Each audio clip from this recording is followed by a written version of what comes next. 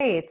Hello, everyone. I know there might be one or two other folks jumping in and logging in as we get started here, but just wanted to welcome everybody. My name is Jenna Cataldi. I work with the Exelon Foundation as well as our partners at the NEAT project to really bring you guys some great STEM programming. And we all work together along with my colleague Justine on the line here to bring you guys to STEM academies every year, as well as individual events and these virtual webinars like we're doing tonight, just to kind of keep things going and keep you all connected while we're kind of all in pandemic mode still. So glad you guys could join us.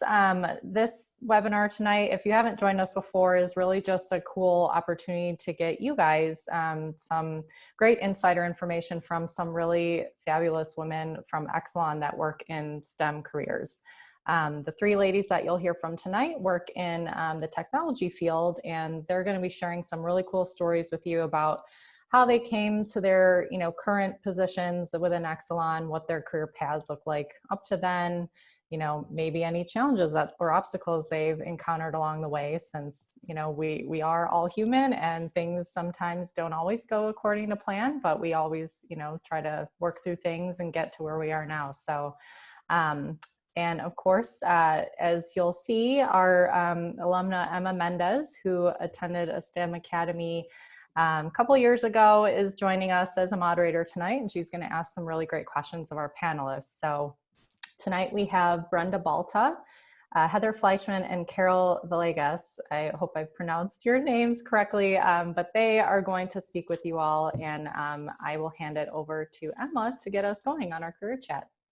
Awesome. Thank you, Jenna. I saw that Samantha would like us to do a poll before we start to gauge what year of school everybody's in, where they're from. So Sam, you put that out? Okay, looks like it went up.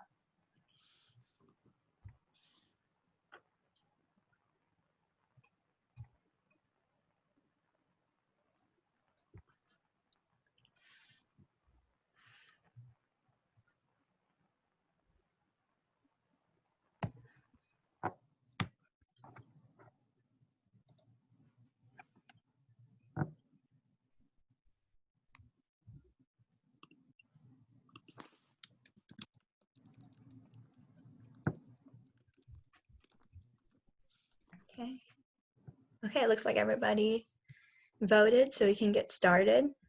So hi everyone, my name is Emma Mendez, and I want to first thank you all for taking the time out of your day to come and listen to our amazing panelists that we have today.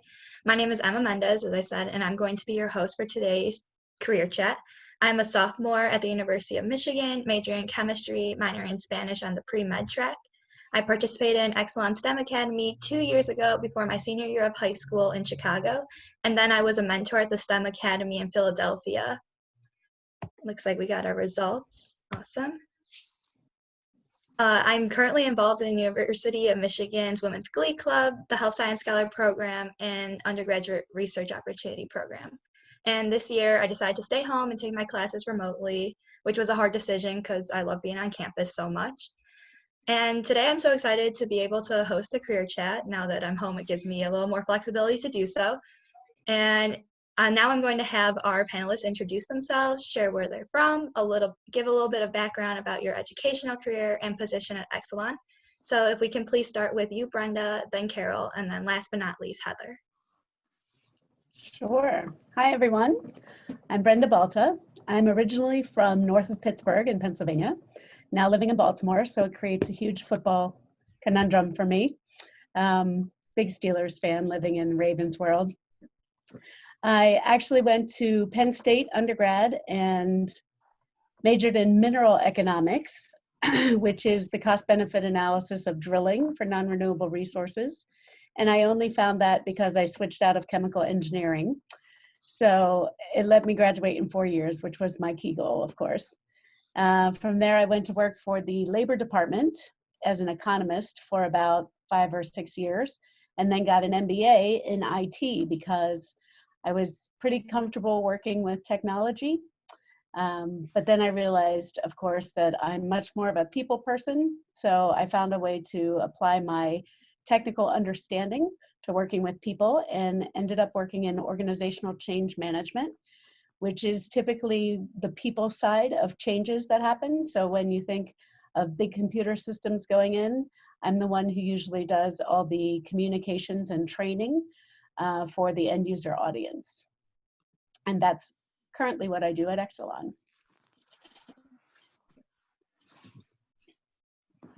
Hi, everyone.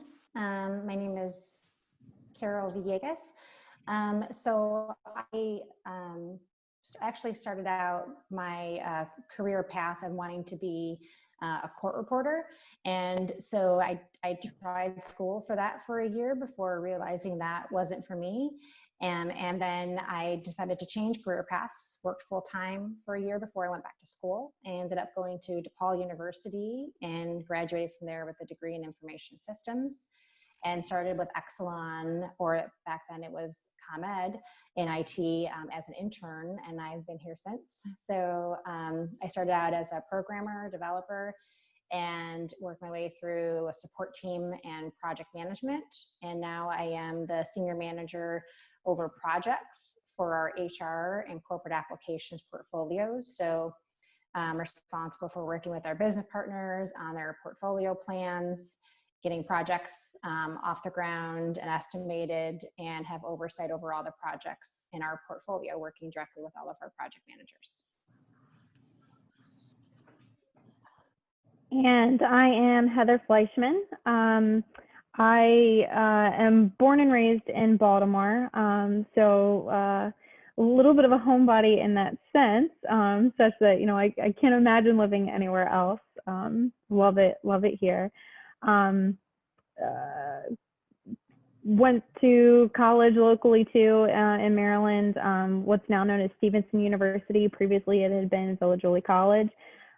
So there is where I studied computer information systems for undergrad with a focus in software design, and then did an additional year in order to get my graduate degree in business and technology management, because I knew that while I wanted to stay in the technology field, I also wanted to pursue you know, leadership opportunities as well. It was, you know, through going there that, you know, I ended up in a program where I got my first internship. So I started out at Lockheed Martin, and from there spent, I guess, about 8 years, kind of, you know, in the government, you know, sector, you know, as a contractor for most of the time, you know, as I was coming in as a software developer. And then I switched over from being a contractor to a civilian employee with the Department of Defense, and did that for about 2 years.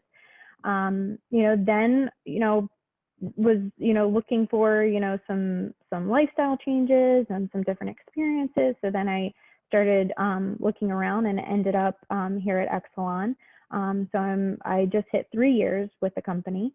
Came in initially as a project manager for one of our systems, managing our IT team that manages our generation plants, and then transitioned into my current role, which is a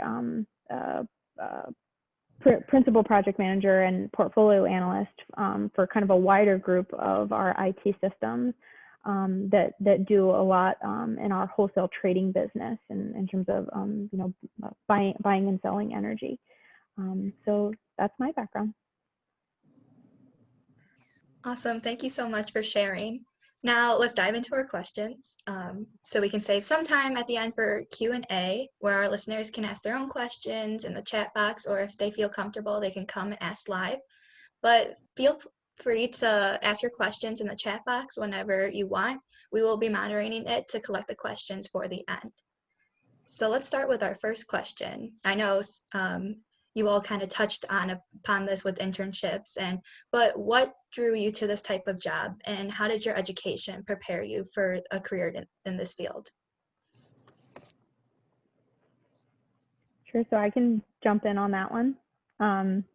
So I probably knew that I wanted to be in a technology field pretty early on. it was really my mom who was introducing me to things, you know, at a pretty early age, and in terms of some things that she was doing in terms of a side business, and she would have me helping her, you know, on the computer and doing things, you know. Plus, even as a kid, I just loved things with buttons, so that was great. I probably didn't commit to that as a field of study and a career though until I got to high school.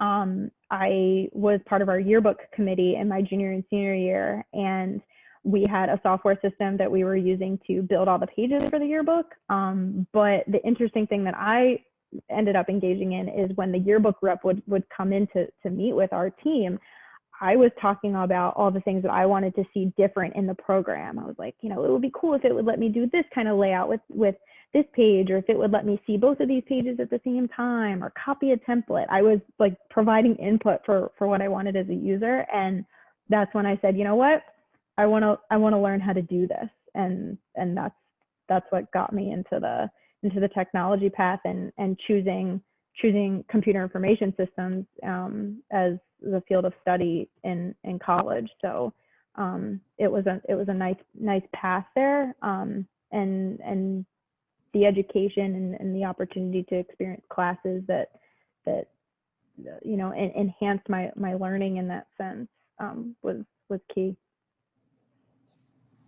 I'll go next. I grew up in a little town that was famous for having a huge fireworks manufacturing plant. And so I went to college thinking I was going to make fireworks because I just love fireworks. And after organic chemistry lab, I decided that was not for me. I couldn't make it through organic chemistry lab. So I changed my major to economics, again with the goal of graduating in 4 years. And so I used the economics degree to go to the Department of Labor, where I was projecting employment in the computer occupations and the computer industry. And so I knew that if I worked around computers, that I would pretty much be guaranteed a job for life, because it was way back then that, you know, everybody really started using their own personal computers. So when I went to graduate school, I decided that IT was where I wanted to be, and mixing it with business, because I was starting to realize that I was really more of a people person than sitting alone at a computer all day, if you will. So that's when I found change management would be a good combination of working with computers and people, because I understood computers well enough to translate actually what was happening into a general employee's job. And so I could communicate and train the employees on what was coming with respect to the computer system that was being implemented. So that's how I ended up here.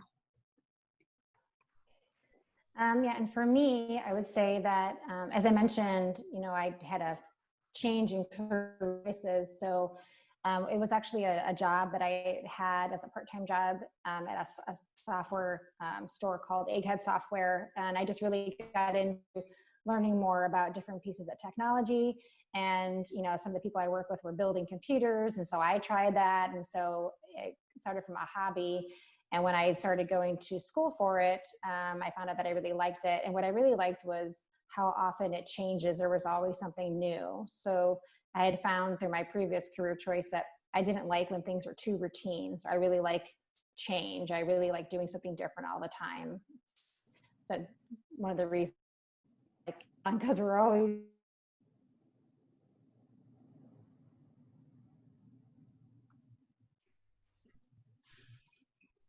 Looks like she cut out on my end. Same here.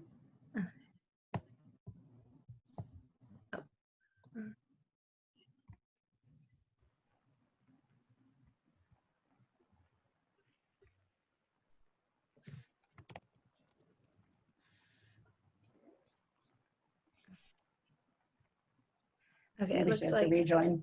yeah, it looks like she's gonna rejoin. But while we're ready, I just want to say, Brenda, right now I'm actually in a great organic chemistry lab, but it's completely remote. So it's very interesting nowadays. How is that even possible? It's all watching videos now. Oh, that would be so much better than putting those little molecules together. Yeah. Great at that. Yeah, I think I'm gonna order on Amazon the little molecule pack and start playing with them myself. Oh yeah, you have to. But Good while we're luck with waiting, that. oh, thank you. I'll just ask our next question. Were there any personal challenges that arose while you were pursuing your career path, and how did you overcome them? Hmm.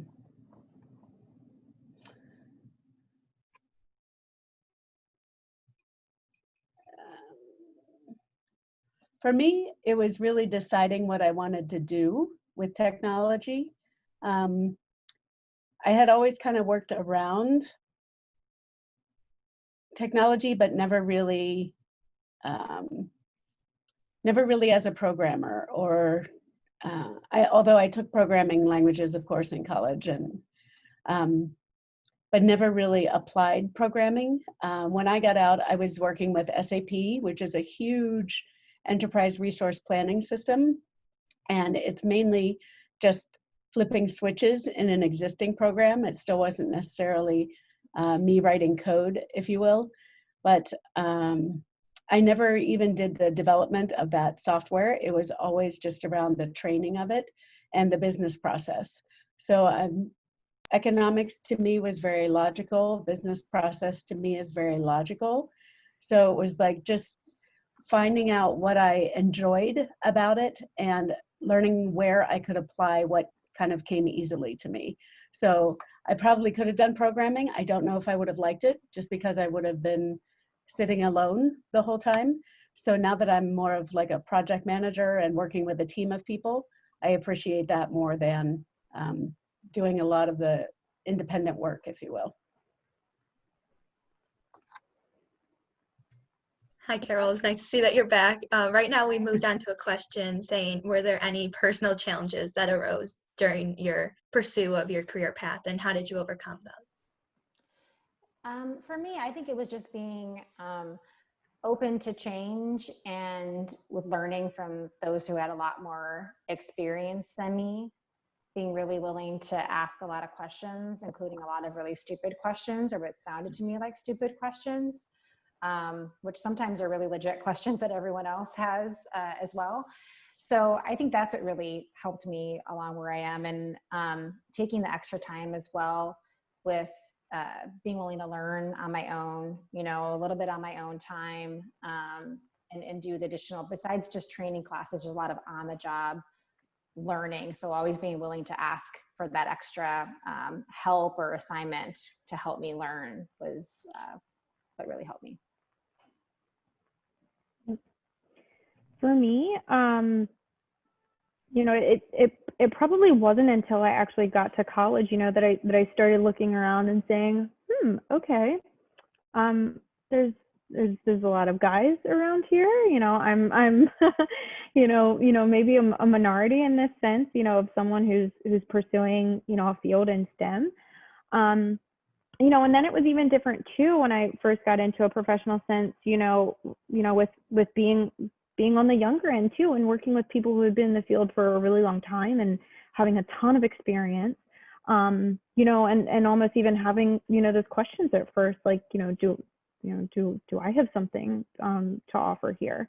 You know, in terms of, you know, how I overcame it in school, I guess I kind of leveraged sitting up front, right? When I would sit up front in that classroom, then that image of kind of feeling like, oh, you know, maybe I'm the only one who looks like me in this space, you know, didn't weigh as much.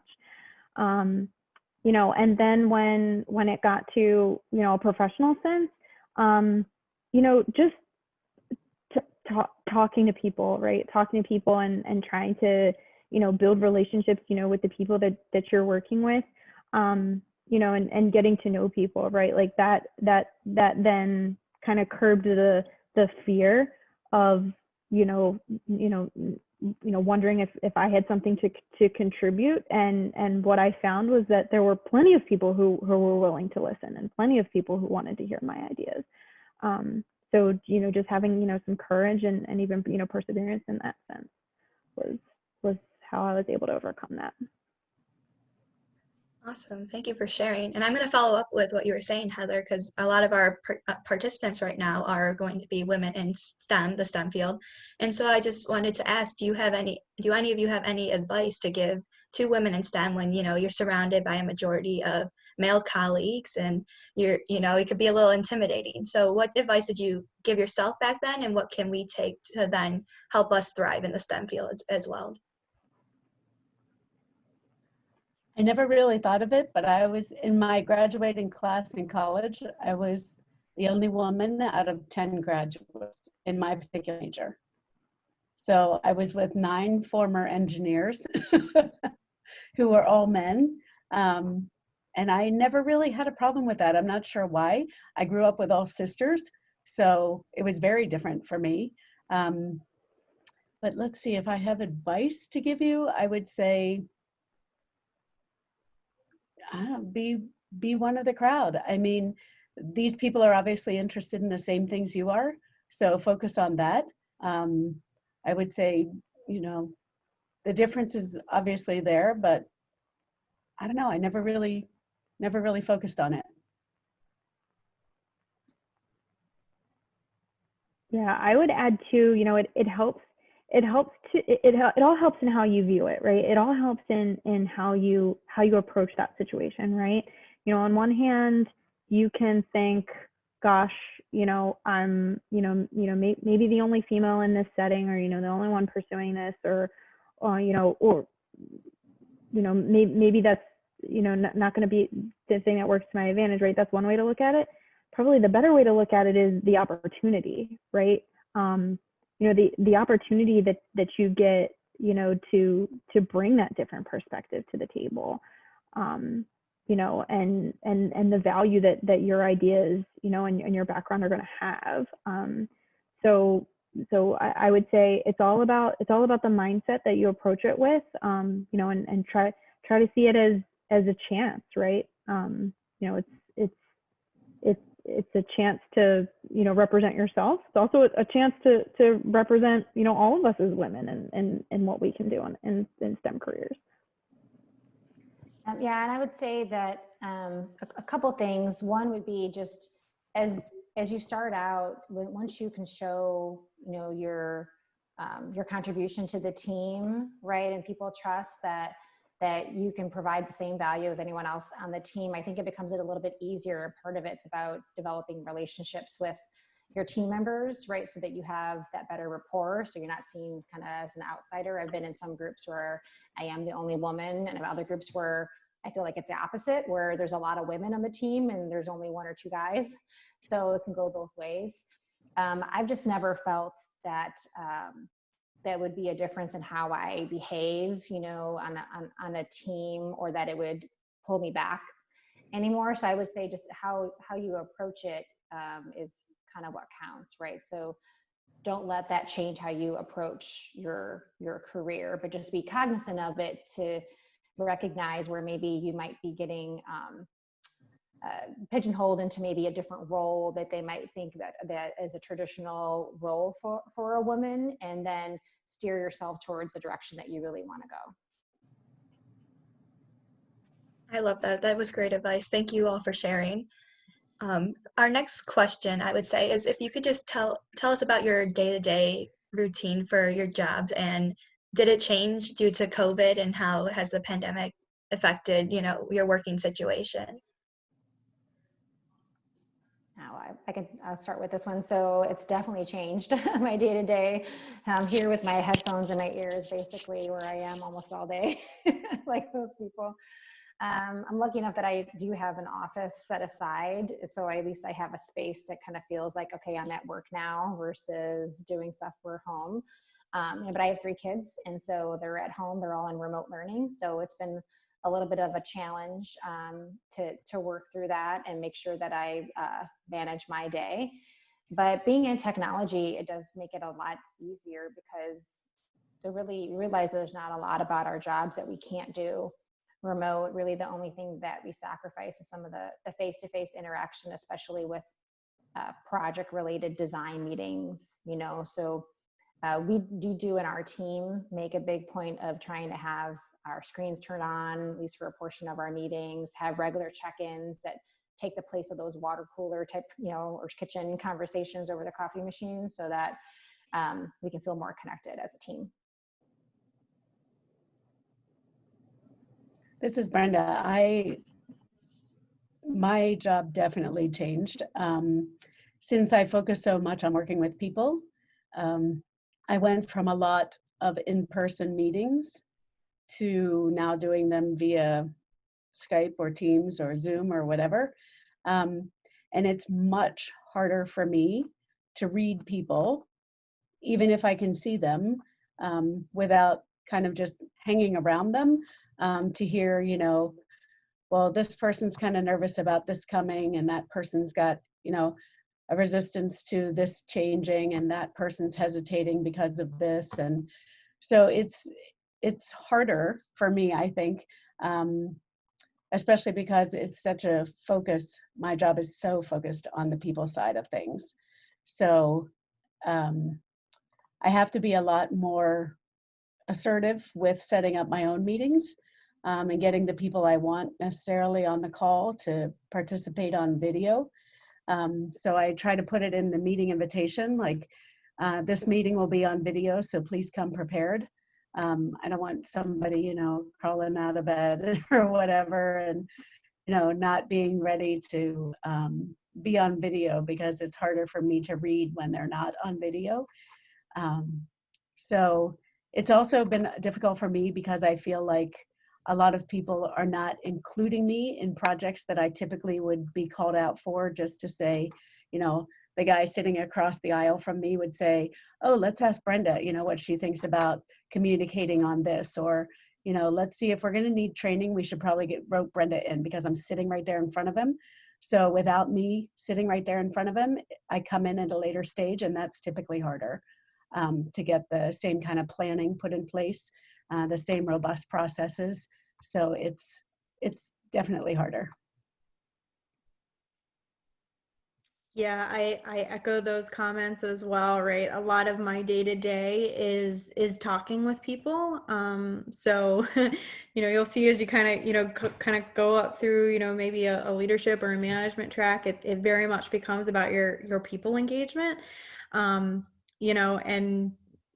echo the same things on those technology hurdles, right? You might have even caught me already, I'm having an issue with my AirPods and switching what I'm using real time, right? So you start to learn to become a little agile in that sense, in terms of having a couple of options readily available to use, such as you can easily switch without missing a beat. But yeah. Thank you for sharing. I bet everyone on the call right now knows that this new video etiquette is very new and very different, but we all are facing it, whether we're students or we're working in, our different fields. So the next thing I want to ask is, what's the best thing about working for Exelon? I'll take that one first. I've been so amazed at our investment and value in doing things just like this. Exelon has a huge commitment to giving back, and volunteering, from all sorts of different causes. And it's something that in my previous professional roles that those environments did not put as much investment and focus on. So it's so refreshing and adds so much more value and purpose to the things that I do every day, that I also get that opportunity to give back to people.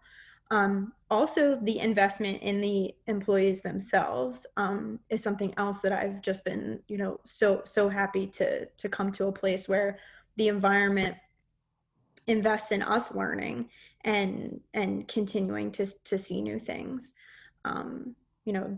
Development and growth is another big focus area of the company. So yeah, those are the two big ones that they would be very hard to give up. And I like that there's, being in a large company, there's so many opportunities, right? If one day you decided I'd really like to work with the utilities, you can do that. And you want to change, you could go to nuclear. I mean, I've worked with all the different opcos, even while being in the corporate area and was supporting them, that there's always something new and different to learn. So it's kind of hard to get bored depending on what your job is.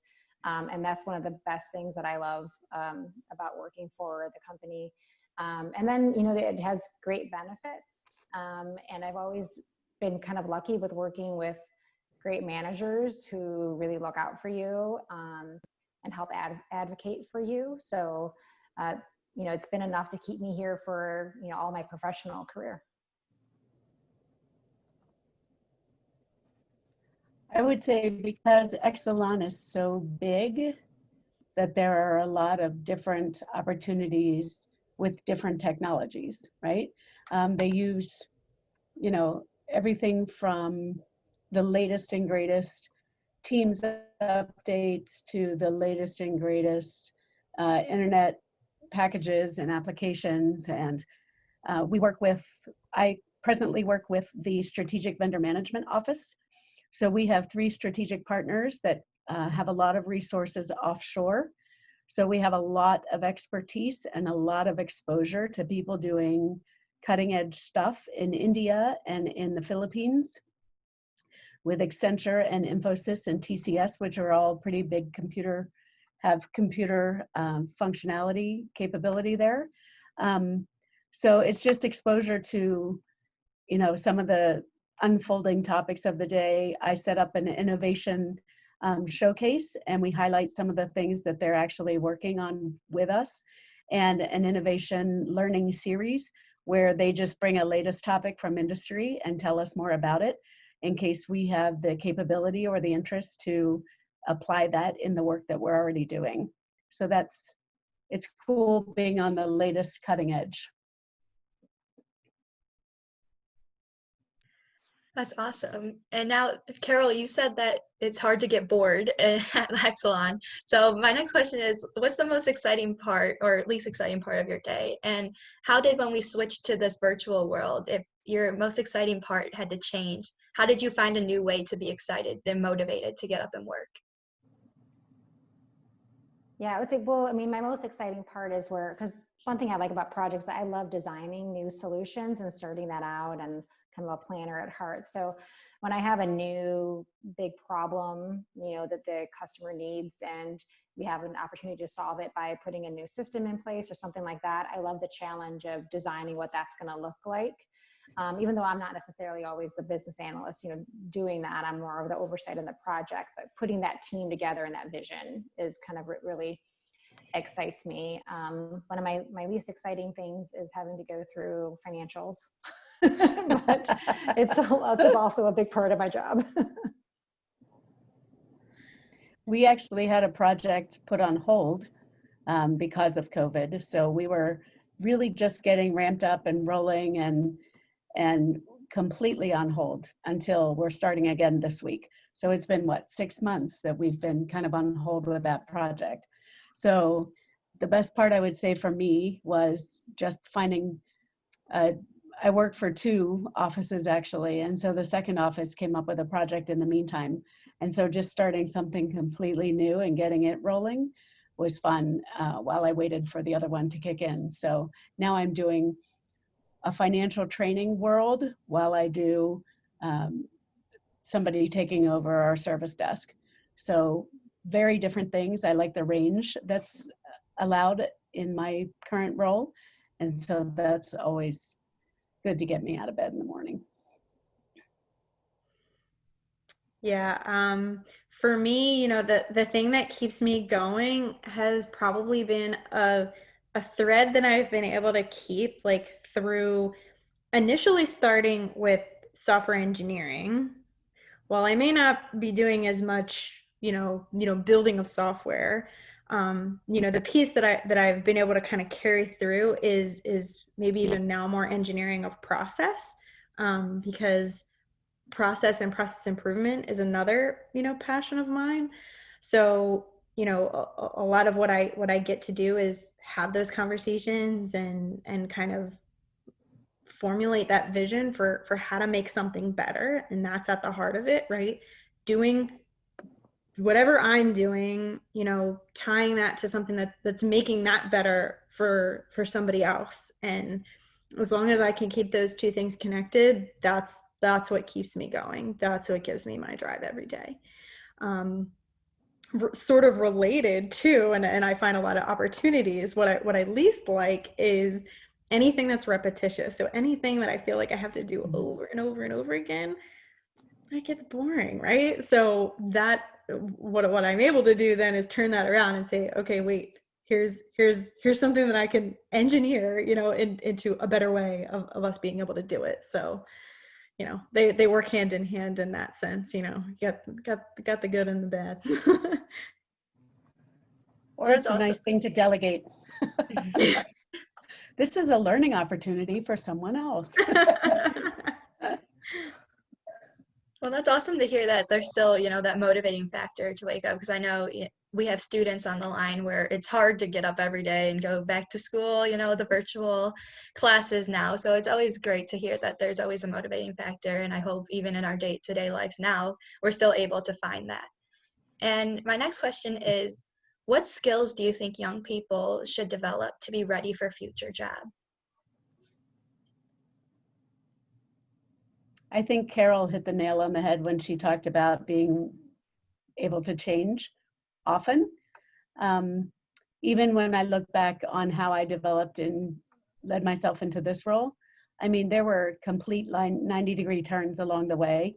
And it was just because I tried something, it didn't work. I'd turn 90 degrees, try something else, it didn't work, you know, and just until I ended up where I am, that I feel comfortable and I feel like this is where I should be. I mean, nobody, when I was in college, even knew what change management was going to be one day. So there's probably something still developing that you could be, you know, yet to discover, that I think is half the battle. Like, I just think, you know, rolling with the punches is incredibly important. Yeah, to add to that too, that concept of being able to change it also means, you know, recognizing that, you know, it's okay that things aren't perfect the first time. You know, it's something you probably, you know, don't necessarily get into until you're in that professional setting, right? You know, when we're in school, you probably have, you know, things that, you know what that criteria is, and you know what you got to meet, you know, in order to be doing it right. When you come out into the professional sense, you're also going to be working with a lot of people, right? So teamwork, you know, becomes, you know, exponentially, you know, important, you know, and being able to communicate with others, you know, being able to hear their perspectives and ideas, you know, and just understanding that both individually things that you might be working on, or things that you and your team might be working on, it might not be perfect the first time, but the thing is, you're learning something because of that, you know, and it's okay, you know, some of those times to take that risk for the sake of, you know, being able to learn what doesn't work, you know, that's okay. Yeah, and I think skills that I look for, you know, of someone I might want to hire, or someone that would be good within my area and project management, or even just in IT in general. I think problem solving is a big one, right? So you might not always know exactly how to do it, but it's having that problem solving approach to the, you know, methodical, looking through ways that you could figure out a solution to the problem, being able to bring different people who have different perspectives together to come up with something, and being inventive in that way is really important, regardless of your level. It's going to be really important. Also, follow up is really important, right? So making sure that you're taking good notes and that you always follow up on actions assigned to you, and you know, gentle and reminders. And actually, that was something that was really learning to me, is how to follow up with people, especially, you know, as you go through the organization, depending on who you're asking for something, how to word and make sure that you get people to follow through on things that you need from them.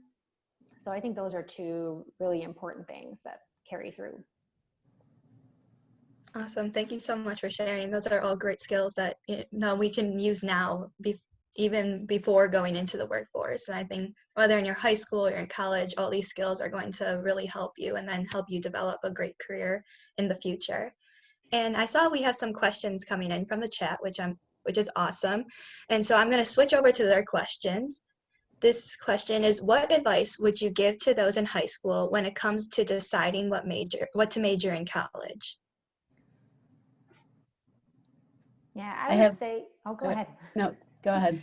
I would say, go with what you think is the most interesting to you. But, like I completely changed different, careers. And so don't be worried that you have to, like, if you're not sure, don't be worried that you have to pick something and you stick with it. You might go in thinking you're going to be a biologist and then you're going to end up going to IT. You never know what it's going to be. But pick something that you think is closest to what you think might be interesting to you, but be willing to take a few other different courses on other areas so that you get exposure, especially early on in your college career, where it's not too late to change to something else and completely throw things off. Yeah, I was going to say I wanted to make fireworks and ended up working with people. So, I mean, night and day difference of what I thought I was going to do. And don't be afraid if you hit a barrier of something like organic chemistry lab and, completely do an about face. I think college is probably the best place to explore. There are so many great opportunities on the schedule and great experts in the field, and you're learning, from amazing people. You can't go wrong really exploring. And I've got 2 nieces that just started college, and I was telling them the same thing. I said, if you need to take a cooking class or a sociology class or things you've never heard of just to see what they are, by all means do it. I think it's the best place to explore. Yeah. If I think back to that time frame, there I kind of think about two things related to this question.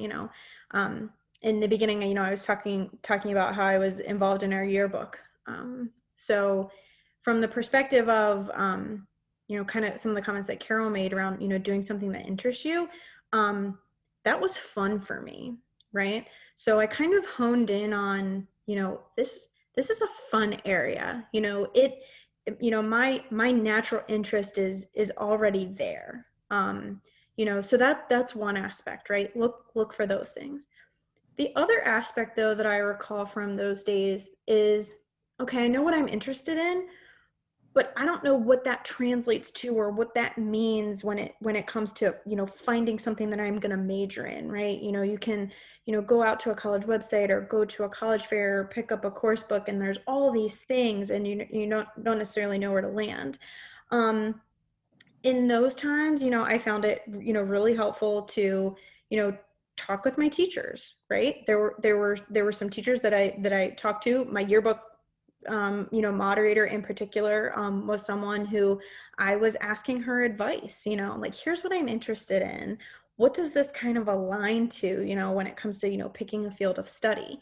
And then, you'll kind of start to like narrow it in, such that then when you even start looking at colleges, that will also help you know whether that could be a fit for you too, so that you can compare it up against the course offerings that they have, because, I'll admit in the technology field, there were differences, when I was looking, and I'm sure there's differences, are still in play today. So, leverage maybe, teachers, that you talk with. If you have any guidance counselors as well, those can also be really good resources, to kind of help meet you in the middle a little bit, to say, I know what I want to do, but, what might this match up to, from a, continuous education perspective? They'll be able to help you out. That's great advice. There's so many options nowadays for majors, so it's definitely really important to go out and ask and find what you're interested in and not let the normal, if you're going to medicine, you have to be a biology major or whatnot, stop you from doing something that you're really passionate about. So our next question is, what moment inspired or made you realize that that you have a passion for STEM?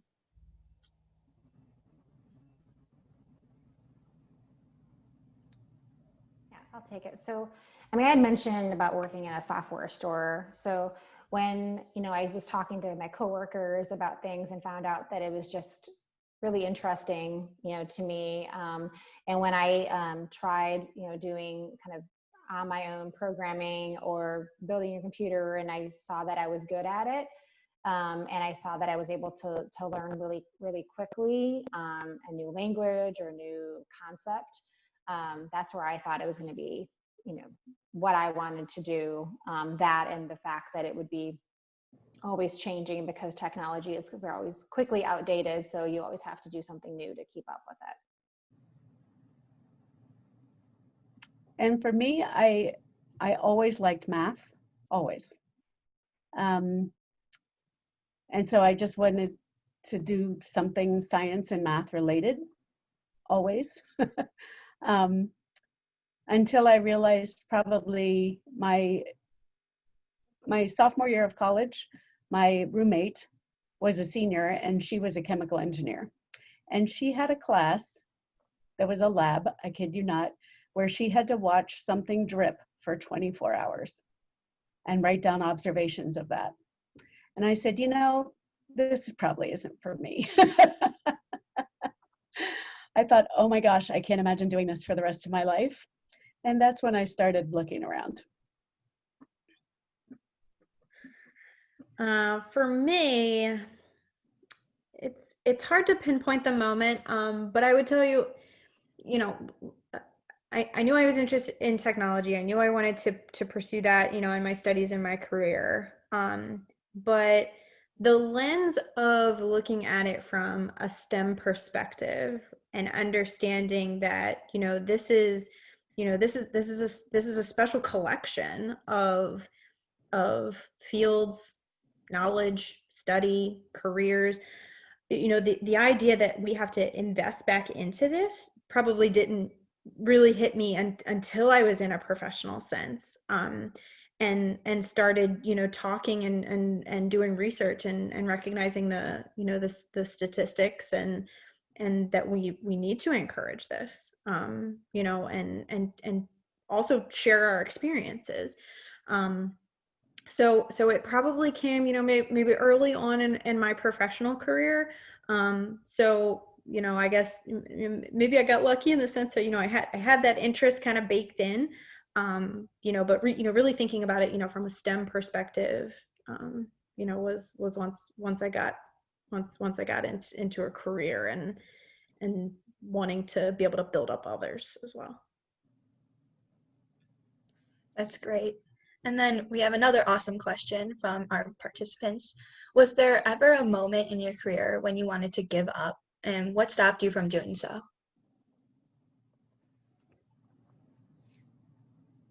Yeah, I don't know if there's a moment I wanted to give up, like on my whole career. There are moments where I probably didn't want to work with certain people or had a very frustrating project.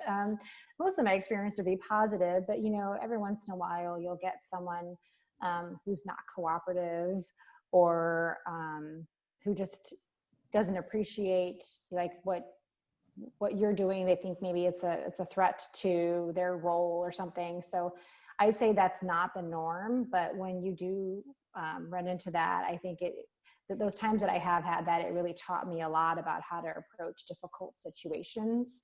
And really, I just needed to go home and vent and find someone then at work that I could explain it once I've kind of calmed down and then looked at the situation from a different viewpoint and realized that it was really just, that individual or a very small group, right, that was really the problem, and it wasn't the problem elsewhere. So I could move past that and say, I'm not going to be working with this person forever, so I can just move on. I completely agree with that. Besides organic chemistry lab, that I didn't necessarily see as a barrier, I saw it kind of as an eye-opening experience. Like, oh, well, this isn't really what I thought it was going to be. I really liked inorganic better, and if I have to take this to pass, then maybe the rest of chemical engineering is like this, and maybe it's not really what I wanted. So I thought it was more of an eye opener, you know, like, okay, well, good thing I had that now so I could change my major and find something that I like better. Agree with people that you just don't work well with. And there's always a different job. The grass may not be greener, but it might be greener with respect to people or one opportunity or one functionality that, you know, you don't appreciate. And so it might be good for a change. I was always willing to take the risk and make the change just to see, you know, where I might feel happier doing, you know, a similar thing as opposed to what I've thought might be, you know, beating my head against a brick wall, which doesn't really ever lead to anything good, for too long, that is. Yeah, I think that's probably the key right there, those two. Yeah.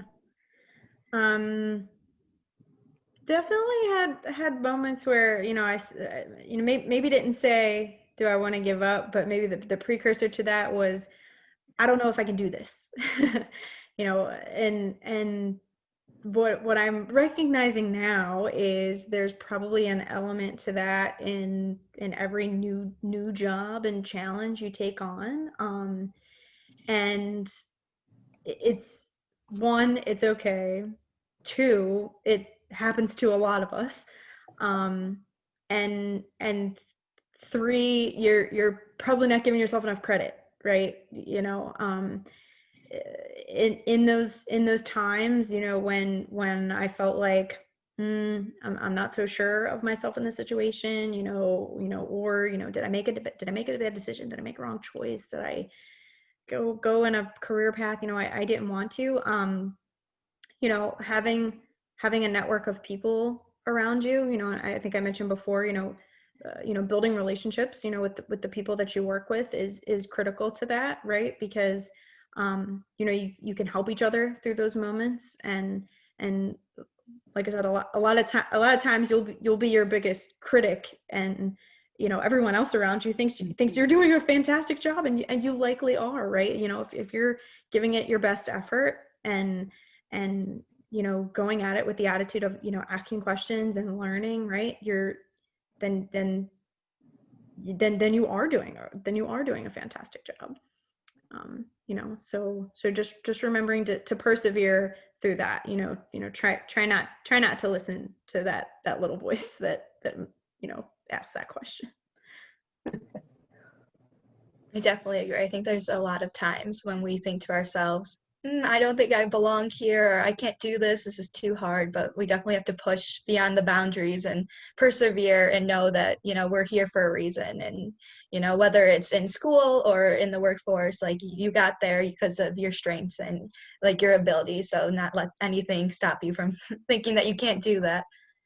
And it looks like we have time for one more question because I want to be respectful of all your time. And does anybody else from the chat have any questions?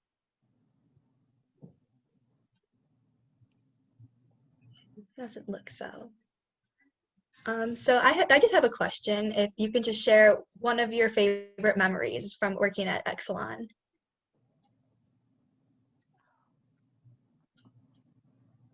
I would say, I mean, we have a lot of fun memories on projects and team celebrations and that, but really one of my favorite memories is going all the way back to being an intern. So really grab those intern opportunities. They are really fun. It's not usually quite as fun with the amount of team celebrations and things like that you go to when you have to work the full-time job. But it was a good opportunity to really learn a lot about the company. I know at Conda, they really taught us about like how the industry worked. We got to tour at one of our data centers. We got to learn a little bit more how all the electricity and the voltage and all that stuff worked, so that learn more about the business. We got to volunteer at the Taste of Chicago for the smart energy type of bus where you learn all about energy, and they had the little kids going through. So it was a lot of fun opportunities, all while also doing, your regular work. And we got to have a lot of team building with the other interns. So I made a lot of connections, that from people who ended up staying on with the company. I would have to say mine was probably the Innovation Expo. Exelon puts together every year a huge kind of conference and lets people submit ideas for innovative ideas and solutions that they've put together over the year. And so the organizational change team put together a booth first year we were there. And one of the girls on the team knew Chris Crane, who's the CEO.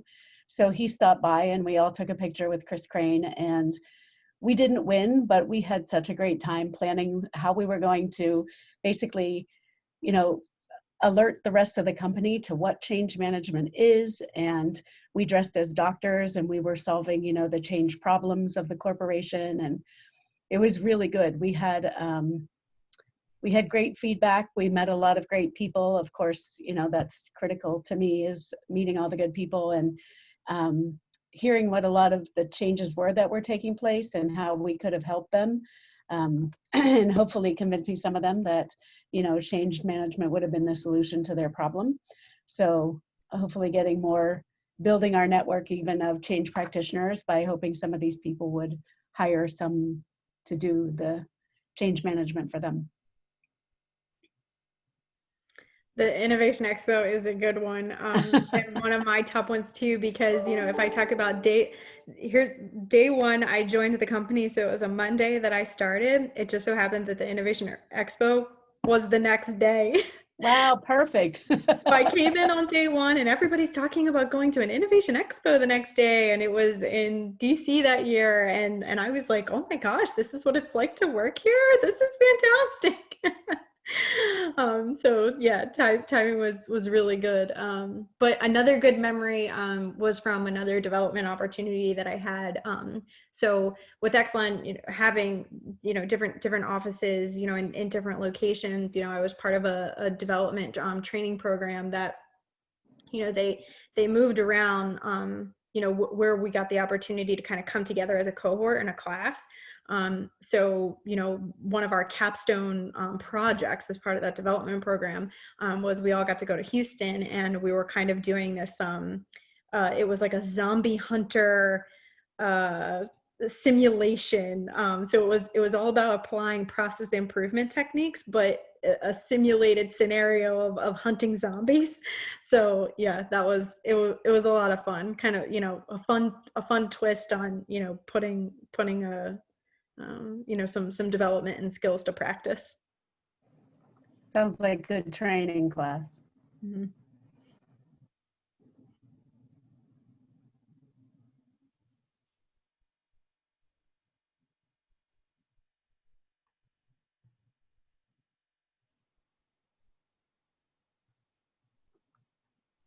Did we lose Emma? Yeah, it looks like she might be frozen. Yep, maybe rejoining. Oh, all right. Well, there she is. Emma's back. Or she's muted, but at least she's back. I can't believe I just did that. But yeah, I was laughing at a GSI who did that earlier in my class. But yeah, sorry, my Zoom cut out, but now I'm back. Yeah, no worries. Well, I think that was probably our last question for the day. So I just want to give everybody a really, kind of nice virtual round of applause. So thank you all so much. Thank you to Emma, Brenda, Heather, and Carol for your time today, and for all the students that joined us too. Some really great questions and some really great conversations today. So we will be doing some more of these in the future to our students. So make sure that you're, keeping an eye on your email. We try to send you guys newsletters at least once a month with just some updates of what's coming up, some other STEM events or activities that we'll do in addition to these kinds of webinars. So we've got a lot of fun stuff in store for everybody. So make sure you're keeping in the loop, and we will, be in touch soon about more things coming up. So thank you all so much for being here, and we will talk to you all later. Take care.